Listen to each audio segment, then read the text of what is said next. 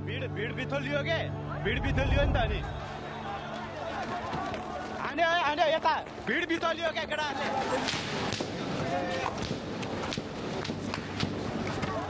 सक्यो मान्छे त बच्चा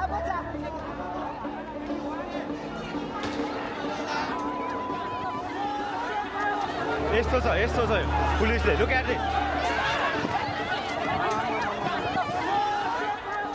यतिसम्मको लापरवाही गर्नुहुन्छ त है सरकारले। नेपाल 2082 साल भदौ 23 गते काठमाडौँका सडकमा जेनजी प्रदर्शनकारी परिवर्तनको माग गर्दै उत्रन्छन्, तर तिनीमाथि अश्रु ग्यास र गोली प्रहार गरिन्छ।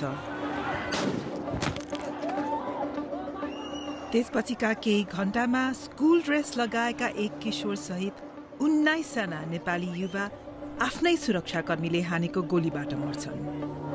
यी मृत्युले जन्माएको रिसले भोलिपल्ट चर्को विरोध प्रदर्शन ल्याउँछ।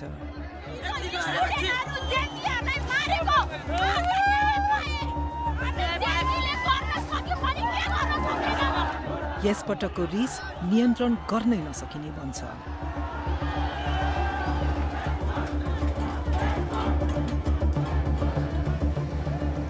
सडकमा खिचिएका 4000 भन्दा धेरै भिडियो, प्रदर्शनकारी तथा प्रहरीसँगका विशेष अन्तर्वार्ता र बीबीसीआईले मात्रै प्राप्त गरेको प्रहरी रेडियोको गोप्य अभिलेखका आधारमा हामीले ती 2 दिनका त्रासद घटनाको सूक्ष्म विवरण यहाँ प्रस्तुत गरेका छौं।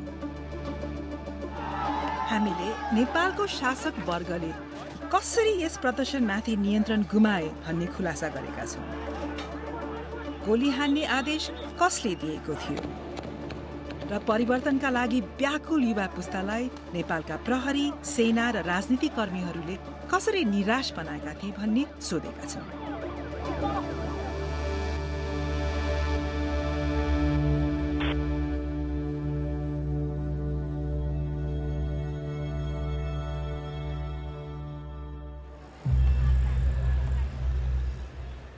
रिस र रक्तपातका ती 48 घण्टा पछाडि वर्षौंदेखिको कुण्ठा थियो। 1 दशक लामो सशस्त्र द्वन्द्वपछि 2064 सालमा नेपालले राजतन्त्र हटायो। 2072 सालको नयाँ संविधानले नयाँ थालनीको बाचा त गर्यो, तर 10 वर्ष बित्दा पनि त्यो बाचा यथार्थमा परिणत भएको छैन। नेपालका झण्डै 20% युवा बेरोजगार छन्। 10 लाख युवाका लागि विदेशनुको विकल्प छैन। देश ऋण र आर्थिक परनिर्भरतामै रहेको छ। सतहमा हेर्दा 3 मुख्य राजनीतिक दल बीच नै सत्ता घुमिरहेको झैं देखिन्छ, तर पाका उमेरका केही नेता मात्रै दशकौंदेखि सत्तामा टाँसिएर बसेका छन् भन्ने धेरै नेपाली युवाको बुझाइ छ।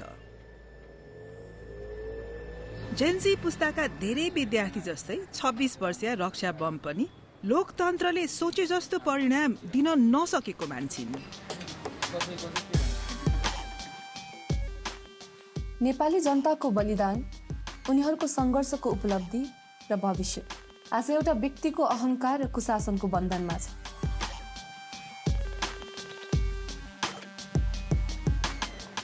देखिको हामीले जुन अनुहारहरू रिपिटेडली हेरिरहेका थियौँ, ती अनुहारहरूले हामी प्रति गरेको जुन व्यवहार थियो त्यसप्रति हामी एकदमै आजित भइसकेका थियौँ कि हाम्रो पुस्ता भनौँ न अझै, किनभने उहाँहरूले सडकमा के भइरहेको छ, सडकको आवाज के हो भनेर बुझ्नै खोज्नु भएन कहिले पनि।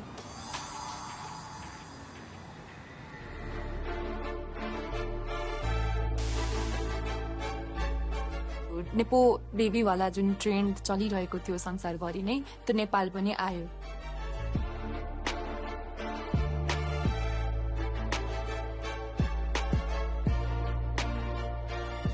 हाम्रो नेताहरूको जीवनशैली, उहाँहरूको छोराछोरीको जीवनशैली र हामी आम जनताको जीवनशैलीमा चाहिँ यत्रो ठुलो असमानता रहेछ।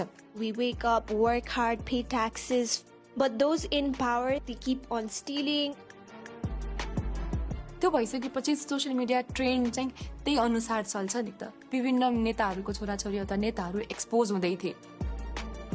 It is time we call out these people and make these people feel accountable for their choices. यस सन्देशले लाखौं युवा युवतीको मन छोयो। जस्तै घरमा बङ्कु भनेर मायाले बोलाइने 17 वर्षका श्रीयम चौलागाई।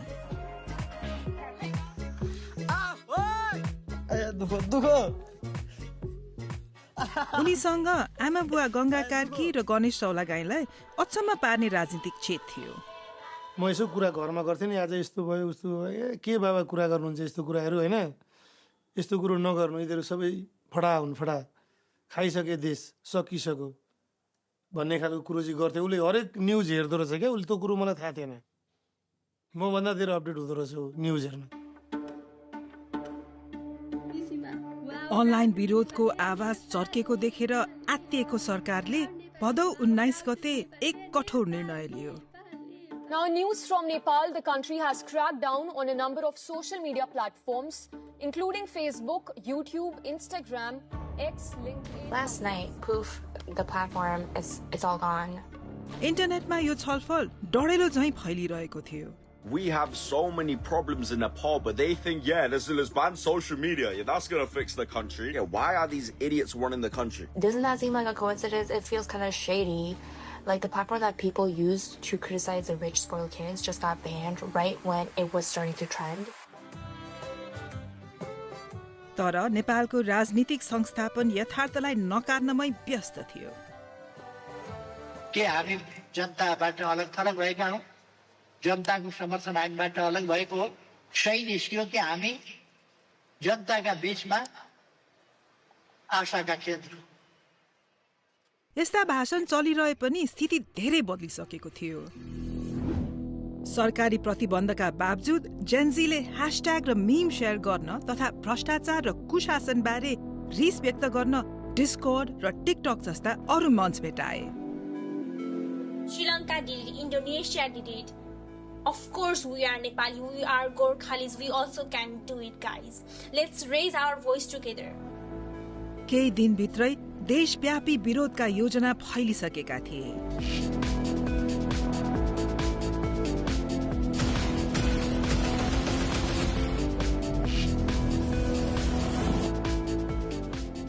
युथ अगेन्स्ट करप्सन नामको डिस्कॉर्ड सर्भर समन्वय र छलफलको मुख्य केन्द्र बन्यो। आयोजक बीच भेला हुने ठाउँबारे सहमति हुन्छ।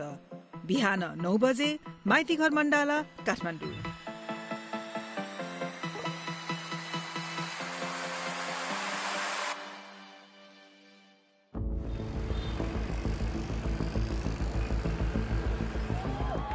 भोलिपल्ट बिहान रक्षा अग्रपंक्तिमा हुन्छन्।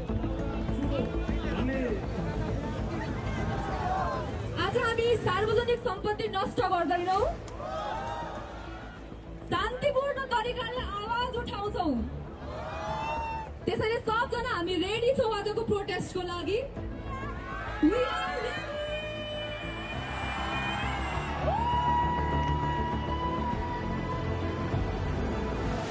10:30 बजेतिर भीड मदन भण्डारी सडक हुँदै पूर्व लाग्छ।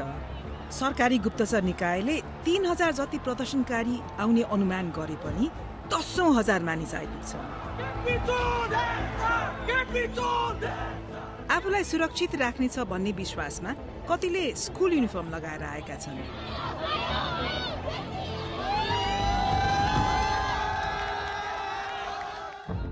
प्रदर्शनकारीहरू संघीय संसद भवनतिर जाँदैछन्, तर त्यहाँ पुग्नु अघि एउटा ब्यारिकेडले बाटो छेक्छ। करिब 200 प्रहरी र हजारौं प्रदर्शनकारीहरू आमुने सामुने छन्। त्यहाँको माहौल फेरिन थाल्छ।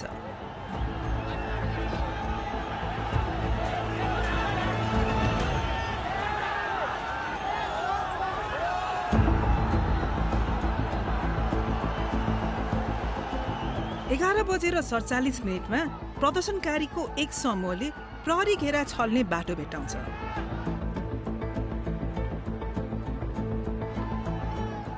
हक्क नबक्क भएका प्रहरी ब्यारिकेड छोडेर भाग्छन्।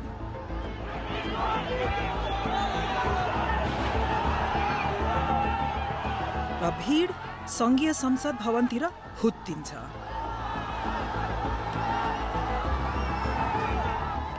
आयोजकहरूले शान्तिपूर्ण प्रदर्शन आह्वान गरेको भए पनि प्रदर्शन अस्तव्यस्त हुन्छ।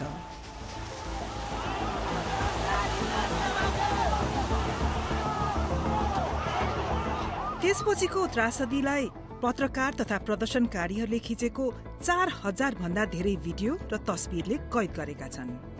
हामीले यो प्रमाण संकलन र विश्लेषण गर्न तथा प्रहरीबाट विशेष जानकारी प्राप्त गर्नमा महिनौं समय खर्चिएका छौं। अब हामी तपाईहरू सामु संसद गेटको अगाडि भदौ 23 गते ठ्याक्क के भएको थियो भन्ने बारे अहिलेसम्मको सबैभन्दा विस्तृत विवरण प्रस्तुत गर्न सक्ने भएका छौं।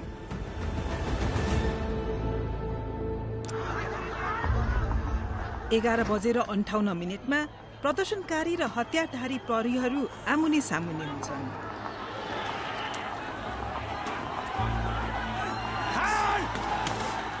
अधिकांश भीड शान्त छ, तर अग्रपन्थीमा तनाव छत्ताछुल्ल भएर हिंसा बन्छ।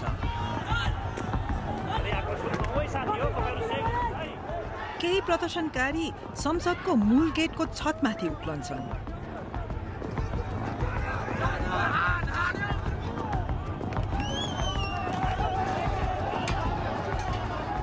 सवा 12 बजे एक समूहले पर्खाल तोड्छ।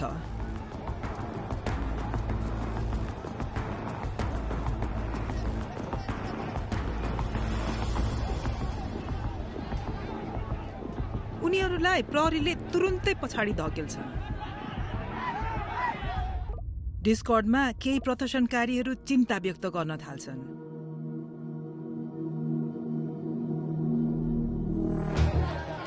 भीडमा हामी श्रीयमलाई देख्छौं। आफ्नी आमाले नजाऊ भन्दा भन्दै यहाँ आएका छन्। जान्छु भनेर अघिल्लो दिन उसले भनेको थियो, भन्न चाहिँ नभनेको होइन।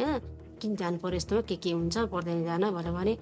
अनि अब हामी जेन्जी केटाकेटीको ड्रेसमा जान्छौँ, हामी माइनरलाई कसैले हात पनि लाउँदैन। उनले भ्रष्टाचार विरुद्ध युवाहरू लेखिएको ब्यानर बोकेका छन्, तर सबैजना उनी जस्तै संयमित छैनन्।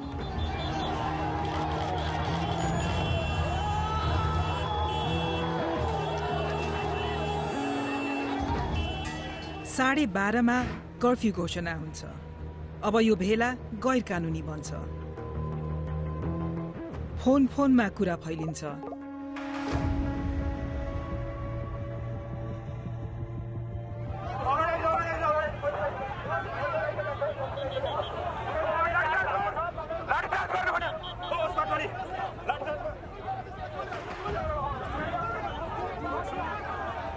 तर कर्फ्यू घोषणाले स्थिति झन बिगारेको झैं हुन्छ। प्रहरीले अश्रु ग्यास र रबरको गोली हान्छ।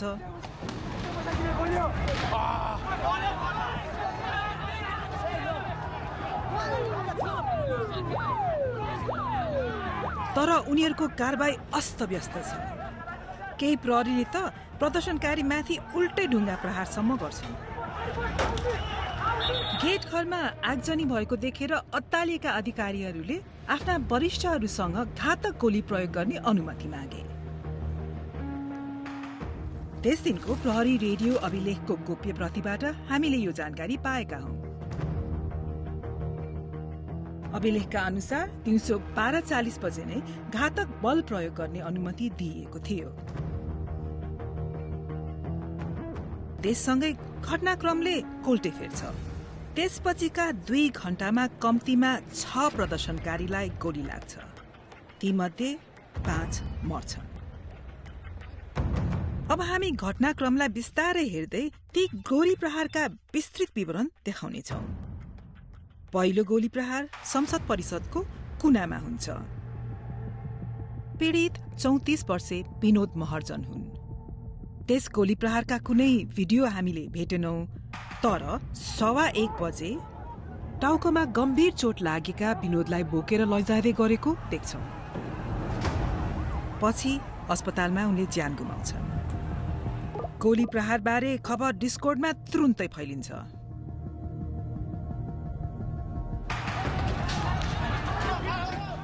र सडकको रिस चुलिएर क्रोध बन्छ।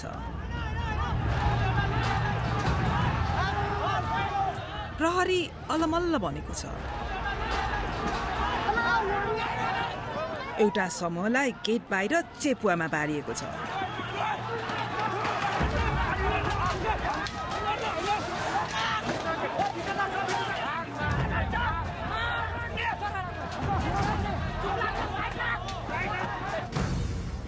समयक्रम अनुसार दिउँसो 1:42 अधिकारीहरूबीच खैला बैला फैलिन्छ। पुलिस सबै रक्ताम्य भएर मर्ने अवस्थामा छन्। मेन गेटमा गोली हान्नुपर्ने अवस्था छ। भीडको आक्रमण 4 मिनेटसम्म चल्छ। अन्त्यमा अश्रु ग्यास प्रयोग गर्दै भीडलाई पन्छ्याएर प्रहरी संसद परिसरभित्र छिर्छ। गाइस लोग परिवर्तनको लागि यतिको क्रान्ति खोजेको थियो सायद देशले। गोली बर्सात भइरहेको छ। थाहा छैन कतिजनाको मृत्यु भइसक्यो, कतिजनालाई घाइते भएका छन् होइन। एक पछिबाट हेर्ने हो भनेदेखि चाहिँ पुलिसहरूलाई पनि बिचरा माया लाग्यो। त्यसपछि प्रहरी रेडियोमा आएको आदेश स्पष्ट छ। फायर खोलेर सुरक्षित हुने, अवस्था नियन्त्रणमा लिने। त्यसपछि गोली लाग्ने व्यक्ति 27 वर्षे कमल घिमिरे हुन्। 1:48 हामी उनलाई ठिक सडक पारी भेट्छौं। यो कमलको आफ्नै फोनबाट खिचिएको दृश्य हो।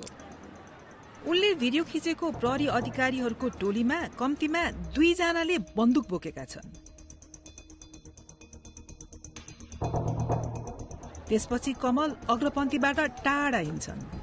प्रहरीमाथि ढुङ्गा हानिरहेको यस व्यक्तिको भिडियो उनको क्यामेराले कैद गर्छ र त्यसको लगत्तै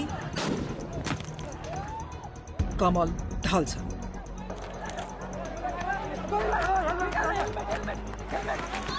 हामीले यही घटना अर्को दृष्टिकोणबाट पनि भेटेका छौं। कमल यहाँ छन्, ढुङ्गा हानिरहेका व्यक्ति र कमललाई गोली लागेको क्षण। उनको मेडिकल रिपोर्टका अनुसार गोली उनको बायाँ काखी मुनिबाट घुसेर पिठ्यूबाट बाहिर निस्केको थियो। गोली ठ्याक्क कसरी आइपुग्यो भन्ने यकिन नभए पनि कुन दिशाबाट हानिएको हो भन्ने चाहिँ देख्न सकिन्छ। त्यसले कमल घिमिरेले केही क्षण अघि मात्रै भिडियो खिचेको प्रहरीकै समूहतिर संकेत गर्छ। कमलको मेरुदण्डलाई गोलीले केही मिलिमिटरले मात्रै नछोएको थियो। उनी बाँचे। झन्डै त्यही क्षणमा त्यहाँबाट 200 मिटर पश्चिममा अर्का युवालाई गोली लाग्छ। यी हुन् त्यसै दिन केही बेर अघि देखिएका 22 वर्षे रसिक खतिवडा। उनको टी सर्टमा लेखिएको छ, हामी नेता चाहन्छौं, लुटेरा होइन। रसिकलाई ठ्याक्क कुन बेला वा कहाँबाट गोली हान्यो भन्ने हामीलाई थाहा छैन। तर दिउँसो 1:53 बजे रसिकलाई बोकेर लगेको यो दृश्य एक प्रदर्शनकारीको फोनले खिचेको रहेछ। उनको छातीमा गोली लागेको थियो। यसै चोटले उनको ज्यान लग्यो। उनी 22 वर्षका थिए।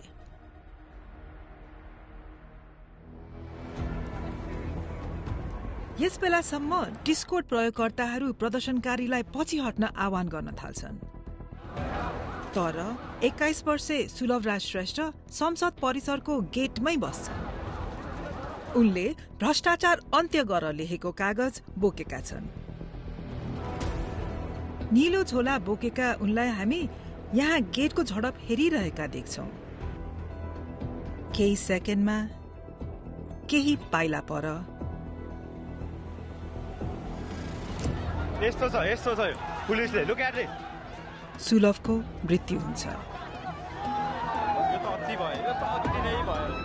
उनलाई अब बचाउन सकिन्न भन्ने लागेपछि प्रदर्शनकारीले सुलभलाई गेटसम्म पुर्याउँछन्। उनको शरीरलाई सडकमा राख्छन्, प्रहरीको ठिक अगाडि, र नेपालको झण्डा उडाइदिन्छन्।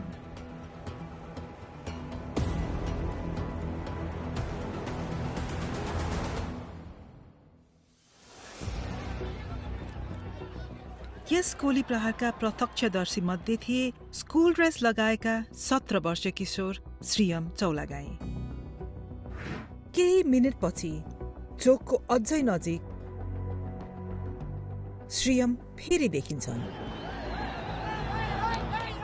उनको अगाडि प्रदर्शनकारीको एउटा समूह प्रहरीमाथि ढुङ्गा हान्दैछ।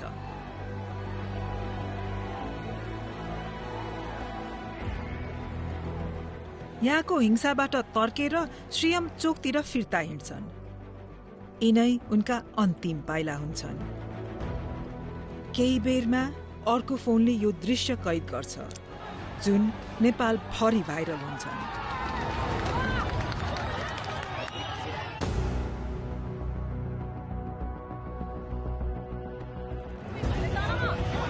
टाउको पछाडि लागेको गोलीको चोटबाट धेरै रगत बगिरहेका श्रीयमलाई बोकेर सडक पारी लगिन्छ।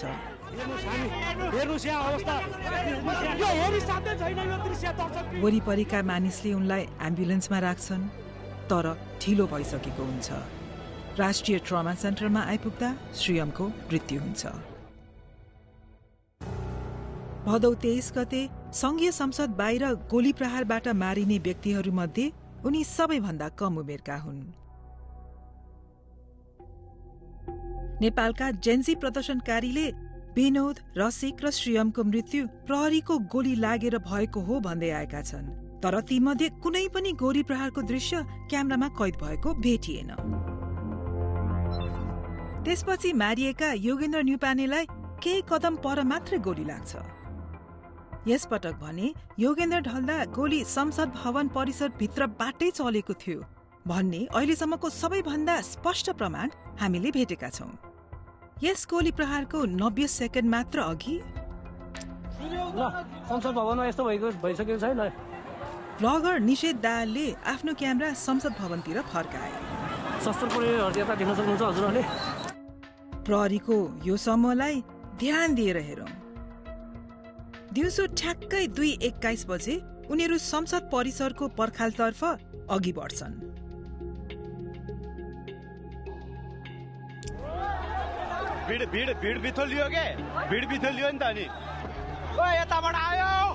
केही सेकेन्ड पछि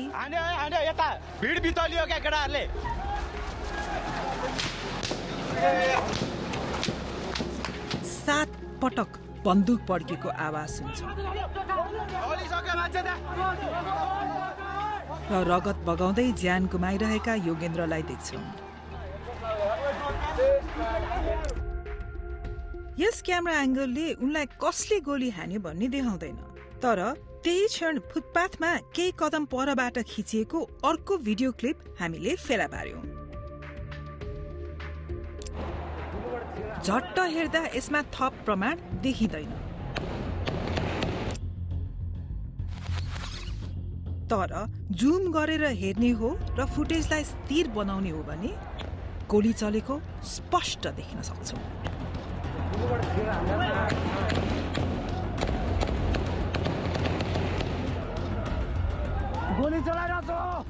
त्यसको 15 सेकेन्ड पछि प्रहरीको त्यही टोली झैं देखिने समूह मैदानको कुनातिर अघि बढिरहेको दृश्य तेस्रो क्यामेराले कैद गर्छ। प्रहरीले संसद परिसर भित्रबाट गोली प्रहार गरेर निहत्था प्रदर्शनकारीलाई मारेका थिए भन्ने संकेत गर्ने यही नै हामीले भेटेको सबैभन्दा स्पष्ट प्रमाण हो। प्रदर्शनकारी जहाँ लुक्न सके त्यही लुके। चोटका कारण योगेन्द्रको मृत्यु भयो। उनी 24 वर्षका थिए। बीबीसीले विश्लेषण गरेका भिडियो फुटेजमा न त योगेन्द्रलाई न अरू कुनै पीडितलाई कुनै प्रकारको हिंसात्मक गतिविधिमा लागेको देख्न सकिन्छ। आधिकारिक तथ्याङ्कका अनुसार भदौ 23 गते भएको विरोध प्रदर्शनमा 19 जना युवाले ज्यान गुमाए। थप 300 घाइते भए।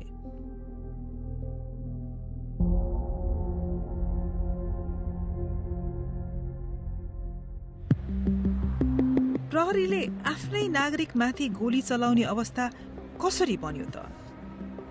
हाम्रा प्रहरी सूत्रका अनुसार यो आदेश कल साइन किलो 1 बाट प्रहरी रेडियो मार्फत आएको थियो। हाम्रा केही साथीहरू गम्भीर रूपमा घाइते भए। हामी मध्ये एकजनाले उद्धारको लागि भन्यो। किलो 1 बाट गोली चलाउने आदेश आयो। प्रहरी सूत्र र हामीसँग रहेको अभिलेखका अनुसार कल साइन किलो 1 ले प्रहरी रेडियोमा उक्त आदेश दिएका थिए। तर किलो 1 प्रहरी चेन अफ कमान्डको सर्वोच्च ओहदाका व्यक्ति थिएनन्। प्रहरी रेकर्डले देखाए अनुसार बल प्रयोग गर्ने पहिलो आदेश पिटर 1 कल साइनका उच्चतम अधिकारीबाट आएको थियो।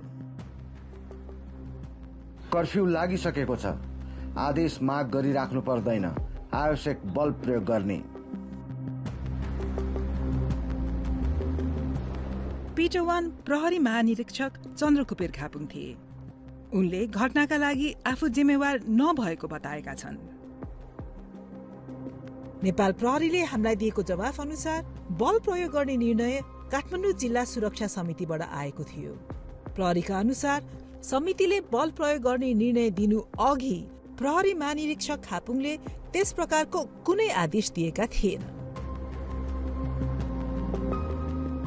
अन्य प्रहरी अधिकारीले गोप्य सूचना संकलन, तालिम र निर्देशनमा गल्ती भएको स्वीकारेका छन्। आफूलाई सहयोग नगरेकोमा उनीहरू नेपाली सेनालाई पनि दोष दिन्छन्। तर धेरैजसो प्रहरी त्यस दिनको घटनाबाट विक्षिप्त छन्। त्यो दिन भिड नियन्त्रण गर्नुको सट्टा हाम्रो टिमले उनीहरूलाई शत्रु जस्तै ताकेर गोली चलायो।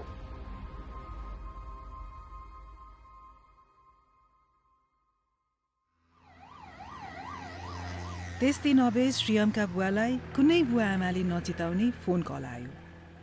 त्यसो त बङ्कुलाई ट्रमामा ल्याएको रहेछ, ट्रमामा आउनु पर्यो तपाईँ भन्नु। एक ठाउँमा अलिकति भिडभाड थियो क्या, गेटदेखि अलिकति ओरा के को भिडभाड रहेछ भने यसो उठेर हेरेको त नेम लिस्ट टाँसेको रहेछ। 1 नम्बरमा श्रेम चौलागाई भनेर।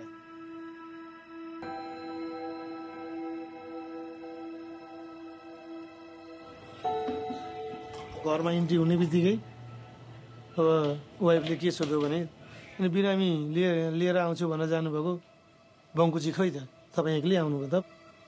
अनि मैले ट्रिटमेन्ट हुँदैछ, चोट रहेछ, ट्रिटमेन्ट हुँदैछ, एक्लै उसलाई किन छोडेर आउनुभएको त ट्रिटमेन्ट भइरहेको बेलामा भनेर भन्ने खालको क्वेसन गर्यो होइन। तर म ठगिरहेको छु होइन, म कसरी बसेँ होला। यस्तो रक्तपातपछि पनि प्रधानमन्त्रीको हट कायमै रह्यो। अब धेरैले चाहिँ नै प्रधानमन्त्रीको राजीनामा तत्काल चाहियो भनेर प्रमुख प्रतिपक्षी दल लगायत सडकमा बसेर त्यति मागेर भएन नि, प्रधानमन्त्रीले अहिले राजीनामा दिनुभयो। यस्तो हटको सामना गर्नु परेपछि केही प्रदर्शनकारीहरूले वैकल्पिक उपाय सुझाउन थाले।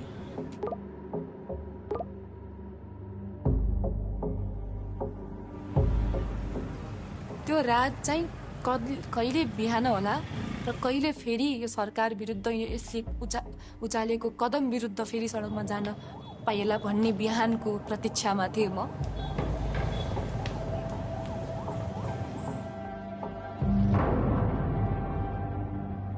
बिहानको मिरमिरेसँगै क्रोध विस्फोटित हुन्छ।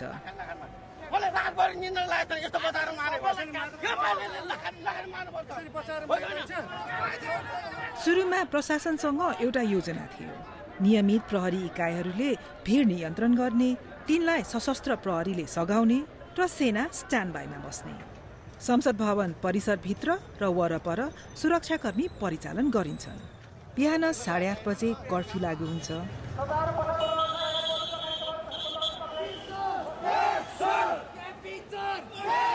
तर भिड पछाडि हट्दैन। आज पनि रक्षा भिड बीच नै छिन्।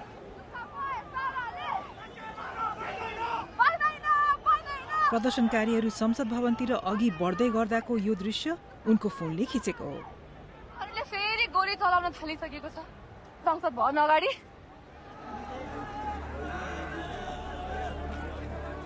9 बजेसम्म त अवस्था निकै बिग्रिन थाल्छ।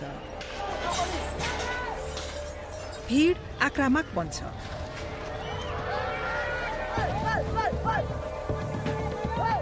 प्रहरीमाथि हमला हुन्छ।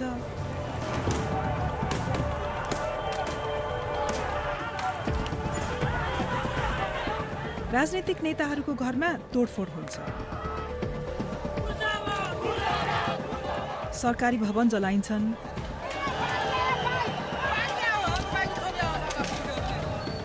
सत्ता निकट ठानिएका व्यक्तिहरूको निजी सम्पत्ति पनि तारोमा पर्छन्। त्यो हिंसा तत्क्षण इन्टरनेटमा फैलिन्छ।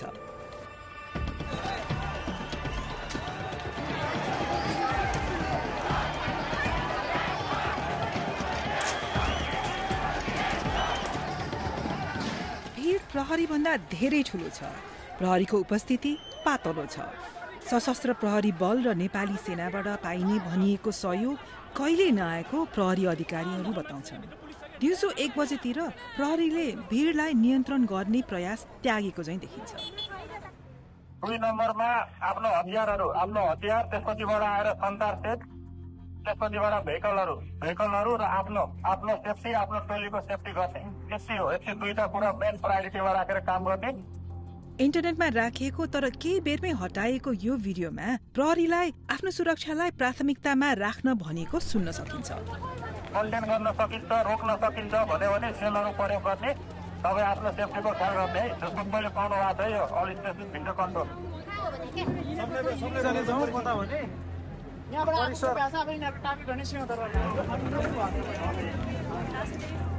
प्रहरीले मैदान छोडेपछि कोलाहल छाउँछ।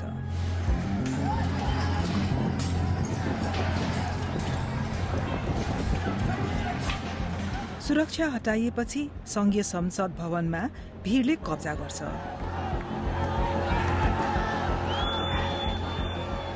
दिउँसो 2 बजेसम्ममा भवन उनीहरूको अधीनमा हुन्छ।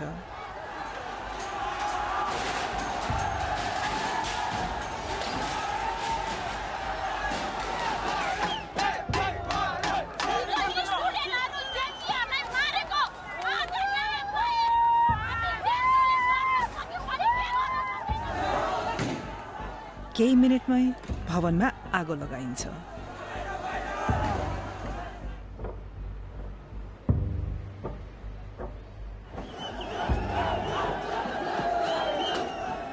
भीड सर्वोच्च अदालतभित्र प्रवेश गर्छ र सिंहदरबारको ऐतिहासिक भवन परिसरमा पनि। खतरा तरिकाले दौड्दै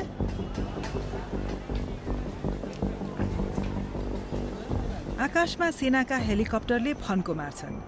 आगजनी गरिएका भवनहरूबाट नेताहरूलाई उद्धार गरेर सुरक्षित स्थानतर्फ लैजान्छन्।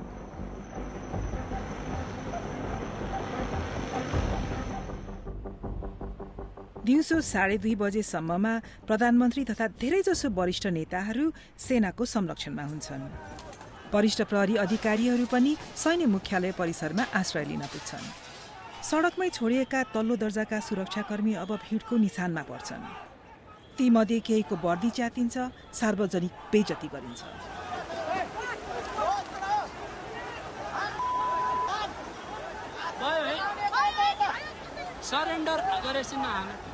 एक कनिष्ठ अधिकारीले आफूलाई कमान्डरहरूले अल्पत्र पारेको महसुस भएको बताए।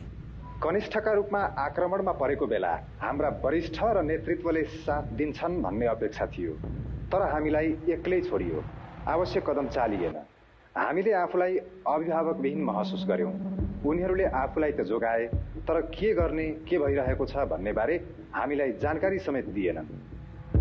आगजनी र विध्वंसका घटना पछाडि केही राजनीतिक समूहहरूको हात रहेको आक्षेप व्यापक रूपमा फैलिएको थियो, तर हामीले न ती आक्षेपका सत्यता पुष्टि गर्न सक्यौं, न तिनलाई नकार्न सक्यौं।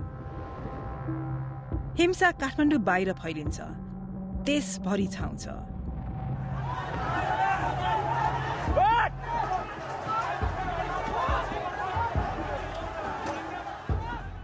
भदौ 24 गते दिउँसो प्रधानमन्त्री केपी शर्मा ओलीले राजीनामा दिन्छन्।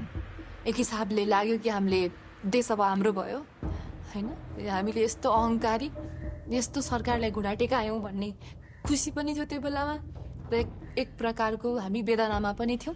हामीले आर्मीलाई रिक्वेस्ट गर्यौं, प्लिज है अब यस्तो तपाईहरुले रोकिदिनुस्, तपाईले कन्ट्रोल गरिदिनुस् भन्ने खालको, यो पिस मेन्टेन गरिदिनुस् भन्ने खालको आग्रह गर्यौं।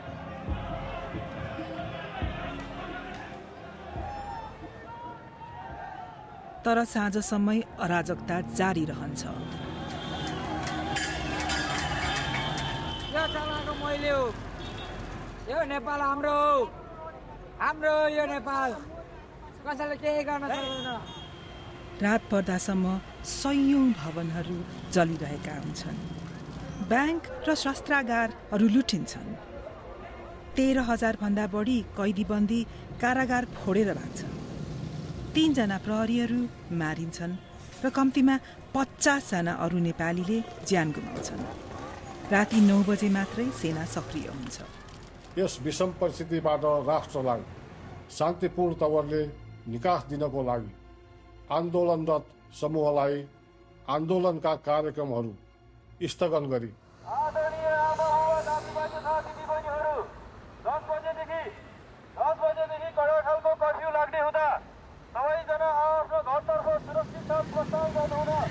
सेनाको हस्तक्षेपले 2 दिनदेखिको कोलाहल र रक्तपातलाई अन्त्य गर्छ। तर सेनाले धेरै ढिलो गर्यो भन्ने धेरै नेपालीलाई लाग्छ। नेपाली सेनासँग प्रशस्त सैनिक थिए। सर्वसाधारणमाथि गोली चलाउनु पर्ने आवश्यकता थिएन। मुख्य सडकहरूमा 100 देखि 150 सैनिक तैनात गरे मात्र पनि पुग्थ्यो। यसरी ठूलो राष्ट्रिय क्षति टार्न सके। तर प्रहरी सबैभन्दा बढी मार सहेर बसेपछि मात्रै उनीहरू श्रेय लिन आएका जस्तो महसुस हुन्छ।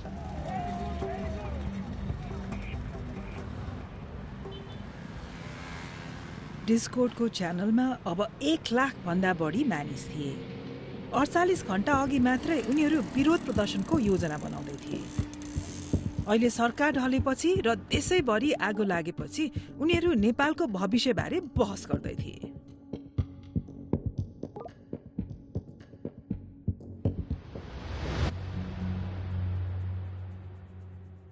Sushila Karki, a former Supreme Court Chief Justice, was sworn in after protesters forced her predecessor from office. सेनाले लागू गरेको शान्ति कायम रह्यो। भदौ 27 गते नेपालले नयाँ प्रधानमन्त्री पायो। नेपाल हाँक्ने पदमा प्रथम महिला। उनको मुख्य जिम्मेवारी नयाँ निर्वाचन र भदौ 23 र 24 गतेका घटनाबारे अझैसम्म जारी छानबिनलाई सम्पन्न गराउने। यस छानबिनको केन्द्रमा एउटा सरल प्रश्न छ। देशलाई नै आगो लगाउने गरी भएको हत्याको जिम्मेवार को हो? चेन अफ कमान्डमा रहेका मुख्य व्यक्तिहरूले अहिले एक अर्कालाई दोष लगाइरहेका छन्। हाम्रा स्रोतका अनुसार बल प्रयोग गर्ने आदेश नेपाल प्रहरीका सर्वोच्च अधिकारीबाट आएको थियो। कल साइन पिटो 1, तत्कालीन आइजिपी चन्द्रकुबेर खापुङबाट। तर खापुङले जोड दिन्छन् कि त्यसबेला सुरक्षाको जिम्मा काठमाडौँका प्रमुख जिल्ला अधिकारी छविलाल रिजालको थियो। रिजालले घटनाबारे जिम्मेवारी लिन अस्वीकार गरेका छन्। गृहमन्त्री रमेश लेखकले पनि कुनै जिम्मेवारी स्वीकारेका छैनन्। तत्कालीन प्रधानमन्त्री केपी ओली समेत आफूले कुनै गल्ती गरेको मान्न तयार छैनन्। अनि जिम्मेवार हुनुपर्छ भने कुन देशमा जिम्मेवार को होस्? रङ्गभेदका कारणले घाँटी थिचिएर मर्दा राष्ट्रपति जिम्मेवार हुन्छ कि?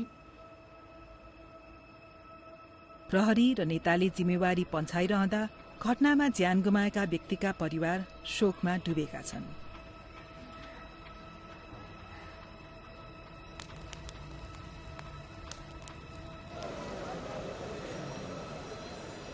यसका लागि दोषी को हुन् भन्ने बारे उनीहरूलाई कुनै शङ्का नै छैन। सबभन्दा हाम्रो चाहिँ दोषीलाई कारबाही हुनुपर्छ होइन, मेरो भनाइ चाहिँ त्यही हो। तपाईँले को दोषी देख्नु भएको छ तपाईँको नजरमा? 3 करोड नेपालीलाई फर्लङ्ग थाहा छ कि दोषी को हो भनेर अहिले नाम हामीले किटान गर्नुपर्ने आवश्यकता पनि छैन। अघिल्लो सरकारले मचाएको यो सबै वितण्डा हो होइन। त्यो सरकारमा लिड गर्नेहरू को थिए ती सबै दोषी हो।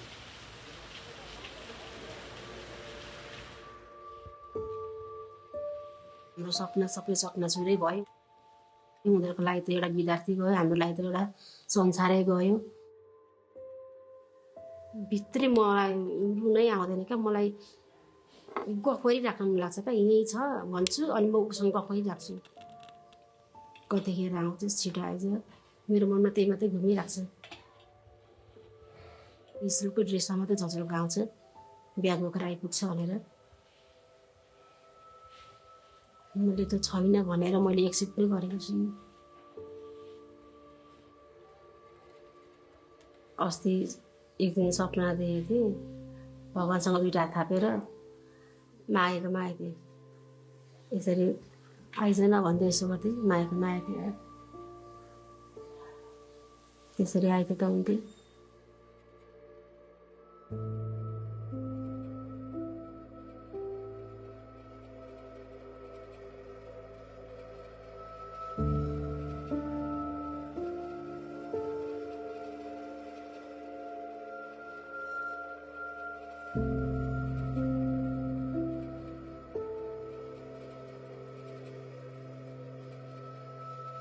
थियो।